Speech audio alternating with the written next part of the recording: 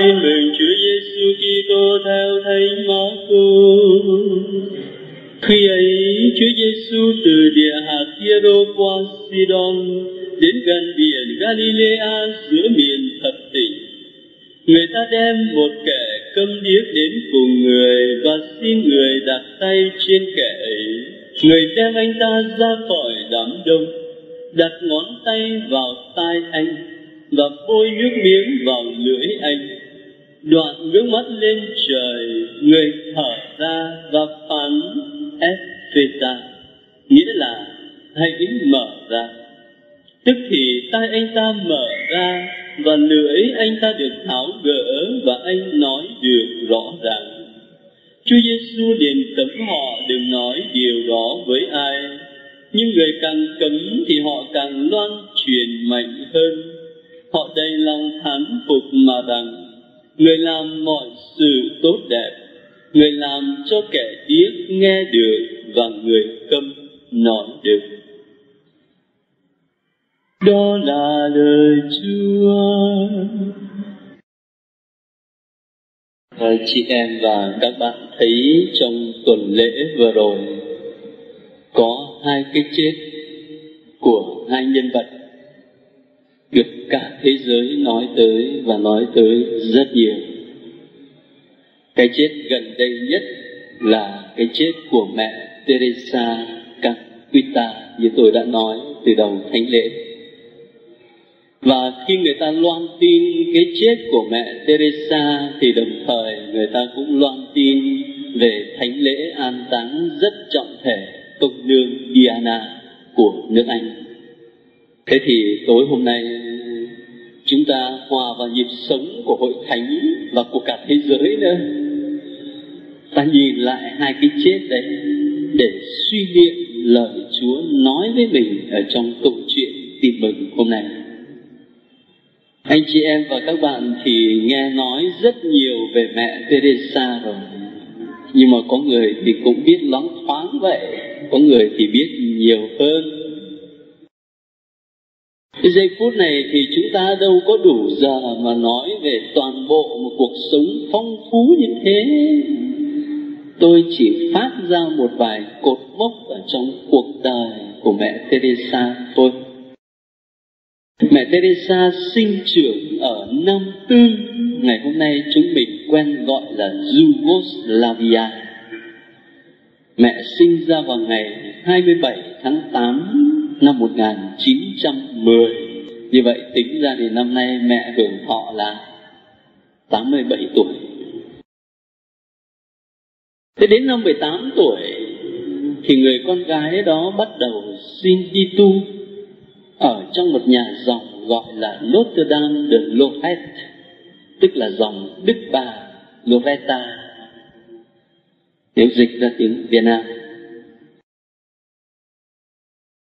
Và sau cái giai đoạn mà nhà dòng người ta gọi là thỉnh sinh đó, thì đến giai đoạn tập viện thì người nữ tu trẻ đó được gửi sang bên Ái Nhi Lan. Và sau thời gian làm nhà tập thì bắt đầu đi thực tập ở bên thành phố Calcutta, Ấn Độ. Và trong suốt 20 năm, người nữ tu làm cái công tác rất là bình thường. Đó là dạy học trong một trường trung học công giáo. Và dạy môn gì các bạn biết không? Dạy địa lý. Mãi cho đến năm 1946 đó, tức là năm mà mẹ Teresa được 36 tuổi và cũng là năm mà cô Diana qua đời. Đến năm đấy có một biến cố rất quan trọng. Đó là trong một lần đi dự tĩnh tâm, thế thì ngồi ở trên chuyến xe lửa từ nhà của mình đến nơi tĩnh tâm. Chuyến xe lửa nó chạy ngang qua thành phố Calcutta. Mẹ Teresa mới thấy có những người nghèo khổ đang hấp hối ngay trên vỉa đường thành phố. Và cùng với sự kiện đó thì là mẹ nghe ở trong lòng mình như có một tiếng gọi thầm kín thúc giục là phải hiến dâng trọn đời mình cho những người nghèo khổ như thế. Sau cuộc tĩnh tâm đó trở về, và ý đó nó bắt đầu nung nấu. Cho đến 1-2 năm sau thì mẹ được phép chính thức của Đức Giáo Hoàng Pio thứ 12 lúc bấy giờ. Vẫn là nữ tu Notre Dame de Lorette, nhưng mà không ở trong nhà dòng, mà ra ngoài nhà dòng ở, và chịu sự hướng dẫn trực tiếp của Đức Tổng Giám mục thành phố đó. Để làm cái gì? Để hoàn toàn lo cho những người nghèo khổ ở ngoài lề đường.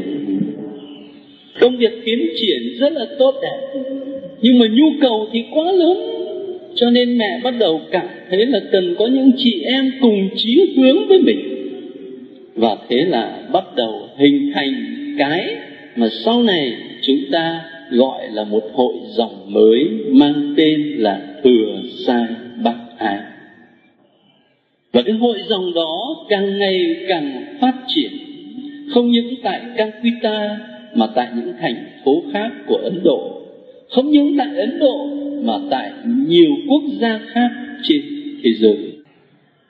Các nữ tu ấy sống với tôn chỉ và mục đích, đó là phục vụ những người nghèo nhất trong những người nghèo.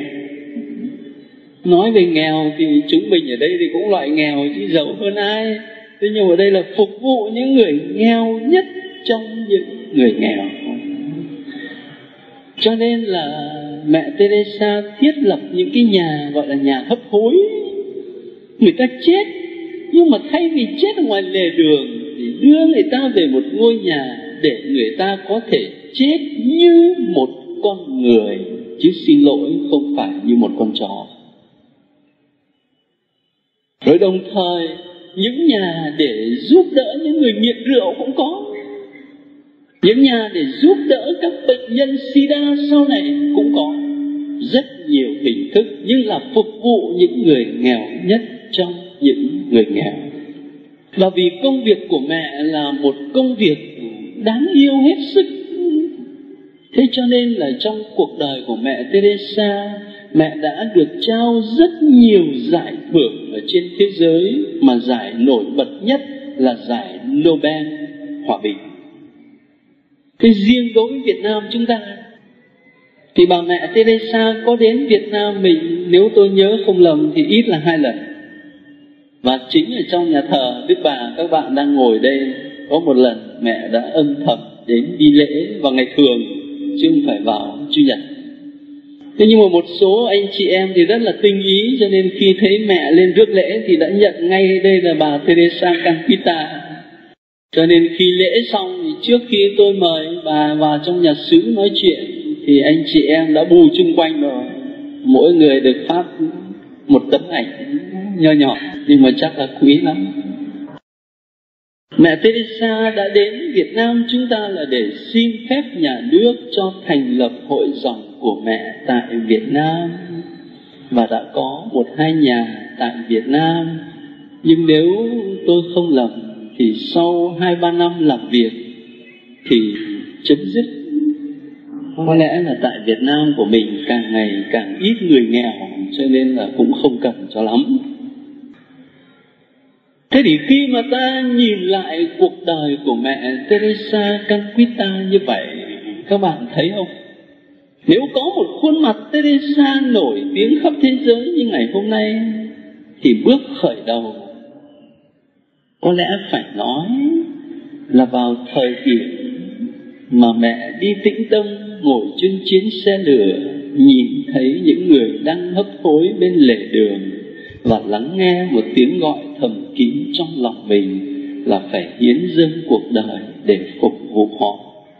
Như thế tức là Chúa lên tiếng gọi người nữ tu đấy, mà Chúa lên tiếng gọi xuyên qua những biến cố trong cuộc sống đời thường, xuyên qua những người nghèo khổ mà mẹ gặp.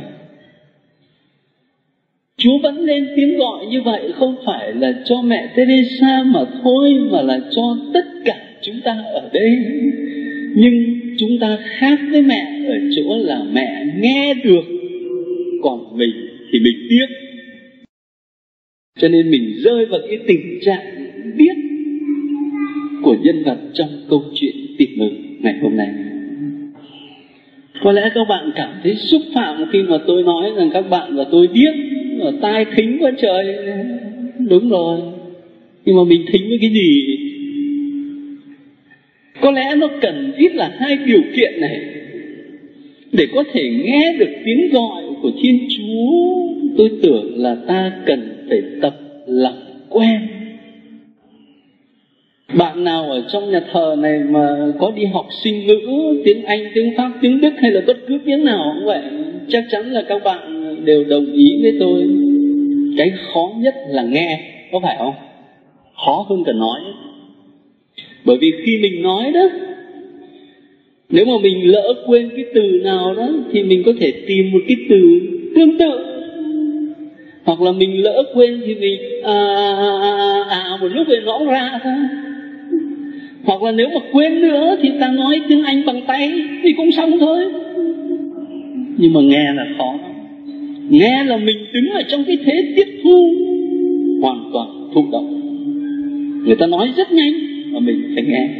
Người ta nói những từ mới mình khựng lại. Khó nhất là cái nghe.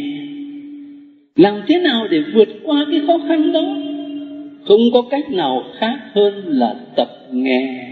Nghe đi nghe lại, nghe càng nhiều càng tốt. Nó sẽ trở thành nhuần nhuyễn. Đối với tiếng gọi của Thiên Chúa cũng vậy.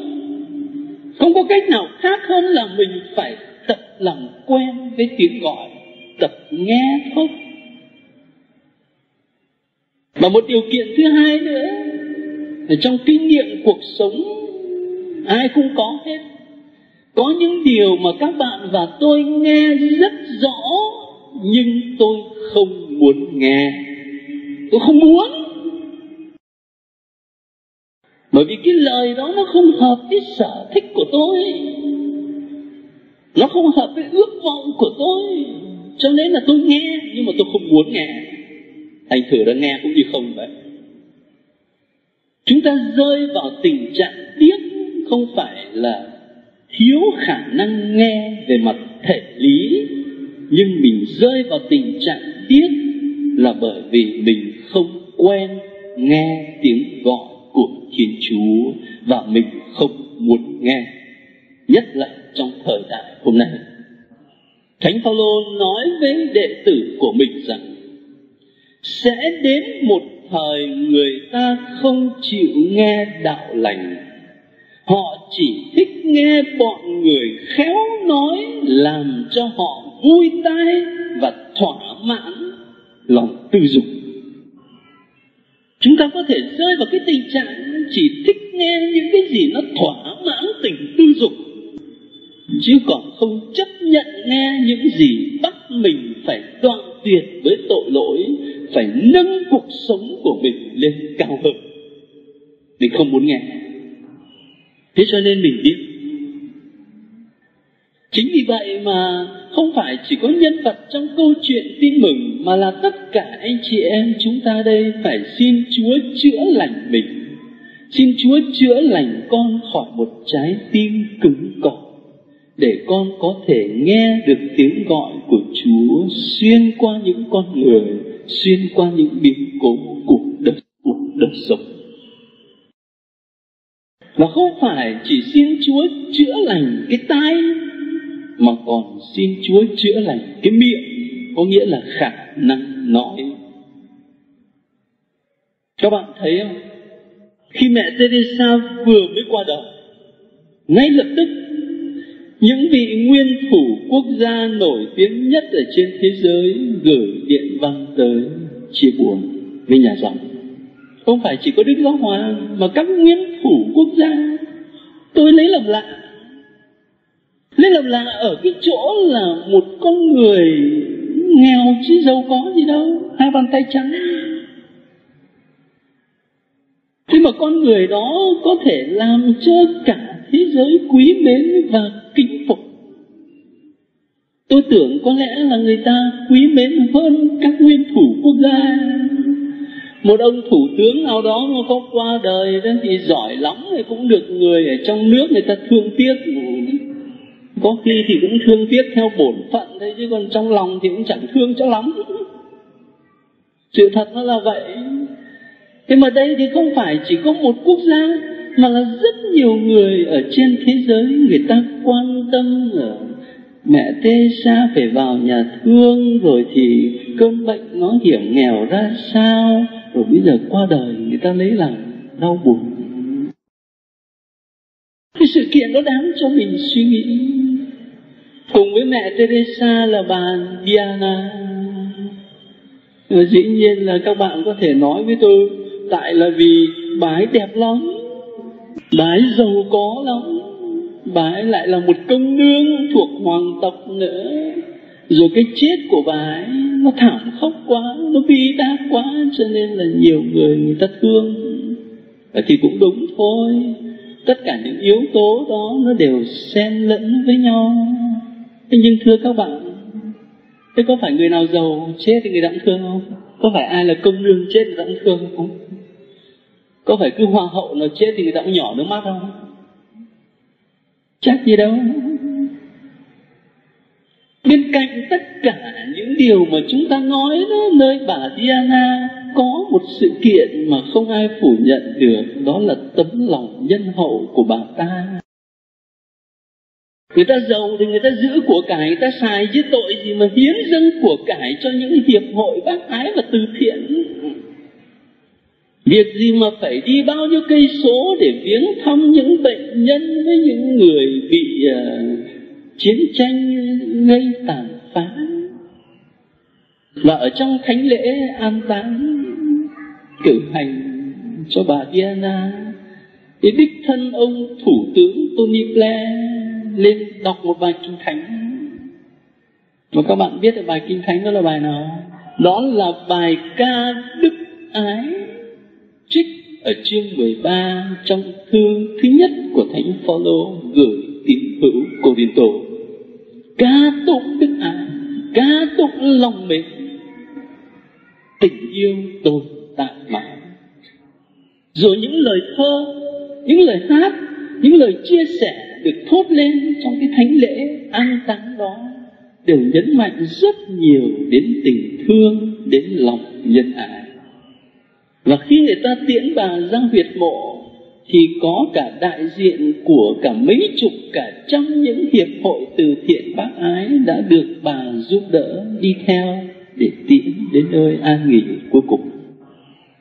Như vậy thì con người ngày hôm nay vẫn nhạy bén với sứ điệp yêu thương của tin mừng, chứ không phải là người ta không nhạy bén. Người ta vẫn nhạy bén lắm. Và nếu vậy thì những người được gọi là Kitô hữu, là môn đệ của Chúa Giêsu như chúng ta, có lẽ phải tập sử dụng nhuần nhuyễn cái ngôn ngữ tình yêu này để giới thiệu với người ta về Chúa Giêsu, về tin mừng của Ngài. Một thứ ngôn ngữ xuyên qua mọi biên giới quốc gia, biên giới chủng tộc, biên giới tôn giáo, xuyên qua mọi biên giới. Một thứ ngôn ngữ phổ quát và có sức thuyết phục ghê gớm. Thế thưa anh chị em và các bạn, tôi xin gọi một vài ý nho nhỏ, chúng ta cùng nhau suy nghĩ về bài tin mừng hôm nay, khởi đi từ một hai sự kiện mới xảy ra trong tuần lễ vừa rồi. Tất cả chúng ta đều khám phá ra rằng mình cần được Chúa chữa lành. Mình cần được Chúa chữa lành khỏi cái trái tim cứng cỏi để có thể nghe được lời mời gọi của Chúa. Mình cần được Chúa chữa lành khỏi cái trái tim cứng cỏi này để có thể nói cái ngôn ngữ của Đức Bác Ái trong cuộc sống hàng ngày của mình bằng sự cảm thông, chia sẻ, bằng thái độ khoan dung, độ lượng, tha thứ cho nhau trong cuộc sống hàng ngày. Đó là cách tốt nhất để chúng ta thoát khỏi cái tình trạng câm điếc tinh thần mà ngày hôm nay Chúa Giêsu nói tới. Để kết thúc, anh chị em và các bạn còn nhớ khi được mời đến để lãnh giải Nobel Hòa bình, mẹ Teresa Calcutta đã bắt đầu bài diễn văn của mình bằng một lời cầu nguyện: Lạy Chúa, xin cho con biết mến yêu và phụng sự Chúa trong mọi người. Lạy Chúa, xin dùng con như khí cụ bình an của Chúa. Các bạn biết rồi đấy, đó chính là lời mở đầu trong kinh Hòa Bình của Thánh Francisco Assisi. Cho nên chúng ta cũng kết thúc suy niệm này bằng lời cầu nguyện. Mời tất cả cộng đoàn ta cùng hát lên cái lời kinh Hòa Bình của Thánh Francisco. Thánh Lễ TV trân trọng cảm ơn quý vị đã quan tâm theo dõi và đăng ký kênh. Kính chúc quý vị luôn được mạnh khỏe, bình an trong Chúa và Mẹ. Xin chào và hẹn gặp lại quý vị trong các video tiếp theo.